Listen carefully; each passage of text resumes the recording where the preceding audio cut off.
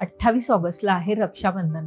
पण राखी म्हणजे फक्त भावाच्या हातावर बांधलेला एक धागा नाही, ती आहे प्रेमाची गाठ, विश्वासाचं वचन आणि आयुष्यभर एकमेकांच्या पाठीशी राहण्याचा संकल्प.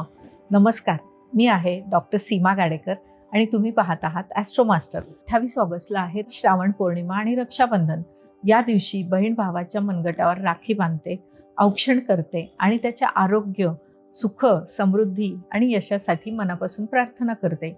आणि भाऊही बहिणीच्या सुखदुःखात तिच्या पाठीशी उभे राहण्याचा संकल्प करतो.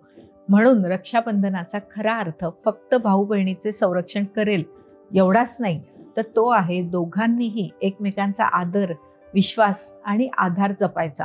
राखीच्या पूजेसाठी ताटात दिवा, कुंकू, अक्षता, राखी, मिठाई, फुले आणि नारळ ठेवा.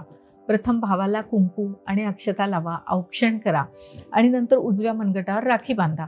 आता राखी बांधताना मनात ही सुंदर प्रार्थना करा की माझ्या भावाला उत्तम आरोग्य, दीर्घायुष्य, सुख, समृद्धी आणि प्रत्येक कार्यात यश मिळो.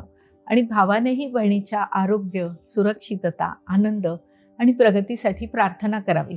या दिवशी श्रावण पौर्णिमा, नारळी पौर्णिमा आणि गायत्री जयंतीचाही विशेष योग आहे.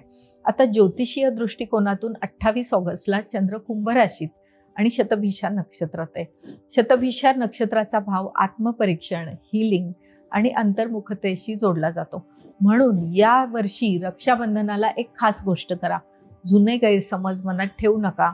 भाऊ बहिणीमध्ये दुरावा असेल तर एक फोन करा आणि मनापासून बोला आणि नात्याला पुन्हा एक संधी द्या. कारण राखीची खरी ताकद धाग्यात नसते, तर ती त्या धाग्यामागच्या प्रेमात आणि विश्वासात असते. या रक्षाबंधनाला आपल्या भावासाठी किंवा बहिणीसाठी मनापासून प्रार्थना करा.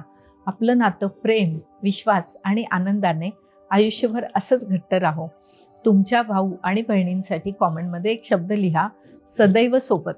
हा रील सेव्ह करा आणि आपल्या भाऊ बहिणीला नक्की शेअर करा.